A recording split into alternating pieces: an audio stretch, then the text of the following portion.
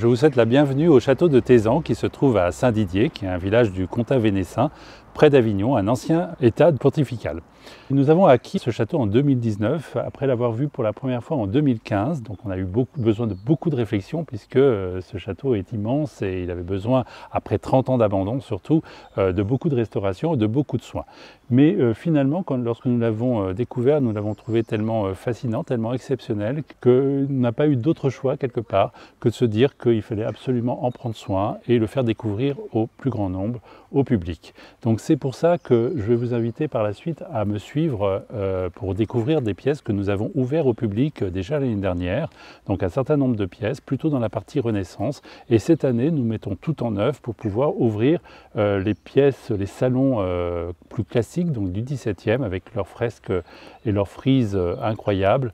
En tout cas, je vous montrerai ce qui nous a rendu amoureux de ce bien. Il nous a donné envie de le faire découvrir à l'occasion d'un changement de vie au plus grand nombre. Avant ça, un petit point historique. Donc effectivement, ce qui nous a fasciné, c'est que ce château, on n'a pas reconstruit par-dessus, on a toujours gardé les époques anciennes. Donc à partir de l'époque du Moyen-Âge, effectivement, ici un château défensif avec ses douves en eau, imaginez, ses tours défensives, un pont de bois sur lequel a été construit un bâtiment Renaissance qui a intégré en fait les anciennes parties issues du Moyen-Âge. Et puis 150 ans plus tard, le marquis de Tézan a voulu construire cette aile 17e, donc beaucoup plus classique. Donc c'était ici la demeure seigneuriale des marquis de Tézan-Vénasque, qui donc Vénasque a donné par dérivation le mot vénessin, donc c'était une des grandes familles de la région. Donc après cette petite introduction, je vais vous inviter à me suivre pour découvrir ce que le visiteur a ou a pu découvrir ou visitera l'année prochaine. Donc après beaucoup d'aménagements, beaucoup de travaux, mais ce bien le mérite amplement. Donc nous sommes ici dans la cour Renaissance du château, donc c'est la première chose que nous avons aperçue lorsque nous avons découvert ces lieux pour la première fois en 2015. Donc cour Renaissance fermée jusqu'au XVIIe siècle quand le château s'est inversé de sens à l'occasion de la création des jardins à la française de l'autre côté en prenant donc sur les anciennes douves. Donc ici la première pierre finalement c'était cet escalier en vis qui date de 1518 et que je vais vous inviter à découvrir dans un instant et qui en fait s'est inséré au milieu des anciennes constructions issues du Moyen-Âge comme ce donjon qui fait partie maintenant de l'ensemble. Donc je vais vous inviter à me suivre à l'intérieur et passer dans ce fabuleux escalier en vis. Nous sommes donc en 1518. Donc première pièce que nous faisons découvrir à nos visiteurs, c'est l'ancienne salle des gardes, donc qui a servi ici également à l'époque du centre thermal, puisque c'était là où étaient accueillis les curistes, les futurs curistes, ou une sorte de salle d'attente. Et là, on retrouve en fait les anciennes portes du donjon médiéval, qui a donc été intégré dans cette construction Renaissance. Puis les visiteurs jadis pouvaient emprunter pour certains ce fabuleux escalier en vis, donc qui est remarquable par son diamètre, puisqu'il fait 4 mètres de diamètre environ, donc ce qui était une prouesse architecturale à l'époque, bien entendu. Il fallait impressionner le visiteur. Là, vous êtes dans une grande famille comtadine, vous êtes chez les marquis de Tézan-Vénasque, donc parmi les grands seigneurs de la région. Il fallait donc impressionner le visiteur. Et donc, pour se rendre au premier étage où vivait la famille, et où je vais vous inviter à découvrir les premiers salons qu'ils ont occupés à l'époque de la Renaissance.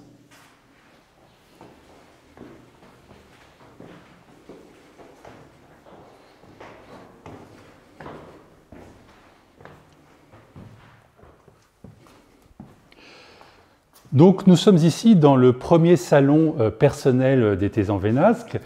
C'est là où ils recevaient en audience publique. Et donc nous avons découvert ces merveilleux décors, et notamment cette frise qui est attribuée à Nicolas Mignard et qui évidemment nous a fait rêver lorsque nous avons visité le château pour la première fois. Et en fait nous avons visité le château dans cet ordre-là, donc nous avons découvert finalement dans l'ordre chronologique et pièce après pièce, eh bien, nous étions émerveillés. Alors bien entendu, lorsque nous avons découvert cette pièce, elle n'était pas dans cet état, là nous avons aménagé pour recevoir le public. On a quand même gardé quelques témoignages au fur et à mesure de la visite du public des pièces telles que nous les avons découvertes Lors de notre arrivée en 2019, donc effectivement, on montre donc des graffitis malheureusement, les papiers peints qui avaient été déchirés. Donc tout cela était bien malheureux. Donc nous avons entièrement remeublé le château puisque tout avait été pillé et vandalisé, donc il n'y avait plus rien et tout cela fait partie de notre collection personnelle. Le dernier grand usage du château a été donc le centre thermal puis la clinique psychiatrique et nous avons voulu redonner à chaque pièce la fonction qu'elle avait à cette époque. Donc ici c'était plutôt un salon de musique où effectivement se retrouvaient pendant les soirées les curistes pendant leur séjour, au cours de leur séjour qui pouvait durer plusieurs semaines. Puis au-delà de ça, nous passons dans le second salon. Donc là, c'était un salon plus intime de la famille de Thézan-Vénasque.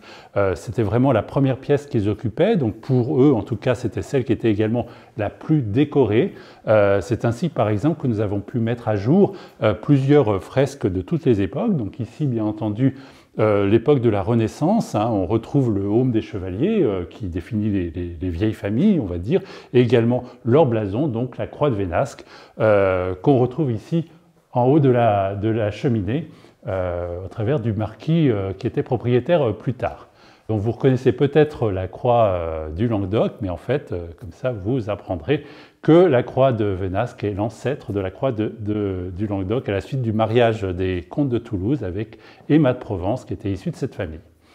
Donc fresque du XVIe siècle, mais plus tard, évidemment, au-dessus, une nouvelle couche au XVIIe, donc qui est plus claire, qui est plus décorative, et au XVIIIe siècle, une nouvelle couche. Donc un jour, bien entendu, l'objectif est de redonner à l'une de ces époques toute la valeur qu'elle pouvait avoir.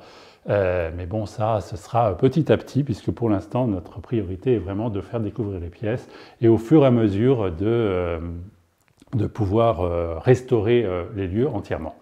Donc ici, à l'époque du centre thermal, c'était plutôt un salon de jeu et de lecture, donc c'est ainsi que nous avons souhaité attribuer à cette pièce cette fonction. Ici, qui était elle-même inscrite monument historique, une merveilleuse cheminée de Jacques Bernus, qui est donc un sculpteur très connu de l'époque. Malheureusement, elle a subi également les affres du vandalisme, puisqu'elle a été partiellement détruite. Voici une photo que nous avons prise, nous, en 2015, lorsque nous avons découvert le château pour la première fois. Et donc, comme vous pouvez le constater, elle était en parfait état.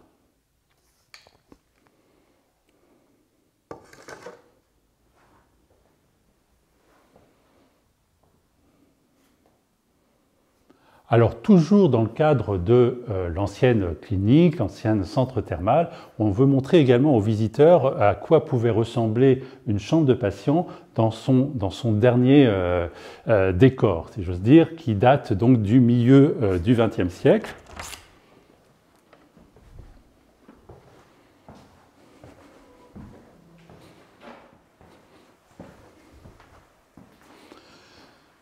Donc là, avec un mobilier que vous reconnaissez qui ne date pas du 19e siècle, bien entendu, mais c'était vraiment ce à quoi ressemblait une chambre de patient, et ce, dès le 19e siècle, hein, dès 1862, puisque les plans correspondent à cet espace. Chose qui est plus remarquable peut-être, c'est que déjà à l'époque, il y avait des salles de bain, vous avez peut-être remarqué en entrant, donc évidemment celle-ci est plus moderne, mais en fait, il y avait dans la plupart des chambres des salles de bain, ce qui pour l'époque est vraiment exceptionnel. Hein. Donc tout ça grâce à la source qui nous alimente depuis le XVIIe siècle, qui alimente le château, qu'on utilise toujours aujourd'hui, effectivement, qui est stocké dans un château d'eau et qui redonne ici de la pression à l'étage. Première maison également à avoir l'électricité, je vous montrerai tout à l'heure pourquoi, et également le téléphone, puisque le numéro était le 1. Donc très facile à s'en souvenir. Donc voilà pour la partie Renaissance, et nous avons fait découvrir l'année dernière au public une des pièces de la partie 17e, mais que nous sommes en train d'aménager petit à petit pour la présenter dès cette année au plus grand nombre. Donc je vous invite à me suivre, on va repasser par l'escalier en vis pour retrouver donc la partie, l'aile 17e qui a été accolée finalement à cette partie Renaissance. Donc on repasse par l'escalier en vis finalement pour repasser dans la partie 17e. Et voici cette exceptionnelle salle de bal. Pour tout vous dire, quand on a vu cette pièce, on s'est dit avec Emmanuel, vraiment, là, c'est fait pour nous. On n'a jamais vu quelque chose d'aussi fabuleux, des décors de cette qualité, une pièce de cette taille, une salle de bal, c'est finalement rare dans un château. Hein. Il n'y a que les châteaux des grandes maisons, finalement, qui ont des salles réservées à cet usage. Donc, il est connu dans la littérature, dans l'historique du château, qu'il y a eu de nombreuses fêtes, de nombreux bals qui ont été donnés dans cette pièce, que les gens en admiraient le décor. Cette pièce était notamment renommée pour ses tapisseries, qui ont malheureusement disparu depuis, mais également cette frise, qui cette fois est de Pierre Mignard le Jeune, et cette cheminée monumentale également, qui est attribuée pour certaines parties à Jacques Bernus, où on retrouve les armes des Thézans Vénasques avec leur couronne marquisale. Donc ce tableau a sa petite histoire puisqu'il avait été volé, mais on a pu le retrouver, en tout cas grâce au maire du village. Lui-même n'est pas là depuis si longtemps puisqu'il est là depuis 1847. Le marquis Pelletier de Lagarde, qui était le propriétaire à l'époque, ne supportait pas la nudité du tableau qui était là antérieurement, qui est de Nicolas Mignard, qui s'appelle Vénus et Adonis, qui est actuellement dans un musée aux États-Unis. Donc on veut montrer aux visiteurs à quoi pouvait ressembler le décor de l'époque. Donc à l'époque du centre thermal, cette pièce servait également de salle des fêtes, quelque part, puisque les pensionnaires pouvaient organiser eux-mêmes, avec leurs familles et amis, des célébrations, mais le docteur Masson organisait lui-même au moins 2 bals par an, 2 bals officiels, donc un à l'époque de Noël et un autre le jour de la fête nationale d'alors, qui était donc le 15 août. À l'époque de la Première Guerre mondiale, cette pièce a servi également d'hôpital militaire pour les blessés de la Grande Guerre et après n'a plus été utilisée, donc ce qui l'a quelque part aussi préservé. Alors toujours pareil, on aime montrer à quoi ressemblait la pièce lorsque nous l'avons découverte en 2019, donc voilà, avec des peintures plus contemporaines, on va dire. Et le tableau au-dessus de la cheminée qui avait disparu. Donc voici la dernière pièce qui a été visitée par le public l'année dernière. Et cette année, nous avons décidé d'ouvrir, en tout cas, d'aménager l'ensemble des autres pièces qui donnent sur cette terrasse qui donne sur le Ventoux, et notamment l'ancien grand salon du château. Alors c'est la pièce qui finalement a été la plus majestueuse du château. Malheureusement, c'est aussi celle qui a été la plus transformée au XIXe siècle, puisqu'elle servait de salle à manger, hein, de réfectoire quelque part pour les curistes, puis les patients de l'hôpital psychiatrique. Donc finalement, le sol a été modifié par ce carrelage qui n'est peut-être pas très heureux, en tout cas pas ancien, mais également un faux plafond a été mis par-dessous les fresques. Alors nous avons fait plusieurs fenêtres ici pour vérifier ce qu'il y avait dessous, et effectivement, les décors sont véritablement fabuleux. Donc, un d'autres objectifs sera bien entendu de déposer ce faux plafond pour remettre à jour ces fresques et peut-être redonner toute sa splendeur à ce château. Donc les patients, je vous le disais, l'utilisaient comme salle à manger et c'était en fait la dernière pièce à laquelle ils avaient accès à cette époque, puisque les pièces suivantes étaient dévolues au docteur Masson et à sa famille qui l'utilisaient à titre personnel. Donc dans cette pièce, nous avons voulu redonner une fonction de grand salon avec du mobilier qui correspondait. Donc là, c'est en cours d'aménagement, ce n'est pas dans sa version définitive, mais ça vous donne un petit peu un aperçu de ce que nous allons pouvoir montrer dans quelques semaines. Donc nous allons quitter la partie dévolue aux patients pour entrer dans la partie privée de la famille Masson avec ce salon Louis XIII qui est également la deuxième pièce après la salle de bal qui nous a fait rêver, qui nous a dit qu'effectivement là on avait affaire à des décors vraiment particulièrement raffinés, élégants et riches. Donc c'est une pièce qui n'a pas trop été modifiée. Il y a eu des boiseries qui ont été réaménagées au XIXe siècle, mais dans lesquelles ont été insérés ces panneaux de cuir. Hein. Il y avait aussi une tradition des panneaux de cuir tendu à Avignon. Et là aussi, on a voulu en faire un salon. Dans les écritures, il s'agissait plutôt de l'antichambre avant d'entrer dans la chambre de la marquise, appelée également la chambre du roi. Ici, j'ai envie de vous faire découvrir ce cabinet qui est assez exceptionnel. Donc c'est un cabinet de famille, en fait, que nous avons voulu mettre ici en place, donc qui est particulièrement précieux, avec ses décors en ébène, bien entendu.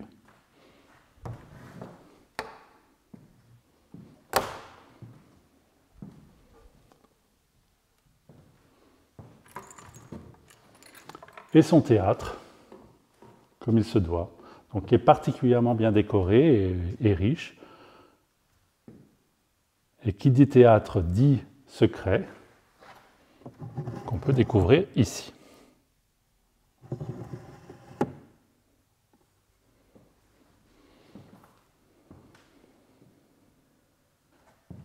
Donc cette pièce était appelée dans les plans à l'époque du docteur Masson le salon Louis XIII, sans doute par rapport à son décor, mais à l'époque de la construction du château, cette pièce était inscrite comme étant l'antichambre. Antichambre par rapport bien entendu à la chambre occupée par la marquise de Thézan-Vénasque, qu'on appelle également la chambre du roi, hein, c'est la plus belle pièce enfin la plus belle chambre en tout cas de la maison. C'est justement la troisième pièce par son décor qui nous a vraiment convaincus qu'on avait notre place ici, qu'il fallait absolument faire découvrir ce lieu au plus grand nombre, parce que voilà, c'est vraiment somptueux, c'est une autre époque, c'est un autre type de décor, hein, et on imagine fort bien la marquise se réveiller en regardant le Ventoux par les fenêtres.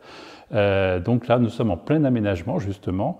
Là aussi, hein, plus de mobilier, donc il a fallu tout reproduire, tout récupérer. On avait effectivement soit des meubles de famille, soit une collection particulière que nous faisons grandir avec Emmanuel depuis plusieurs années.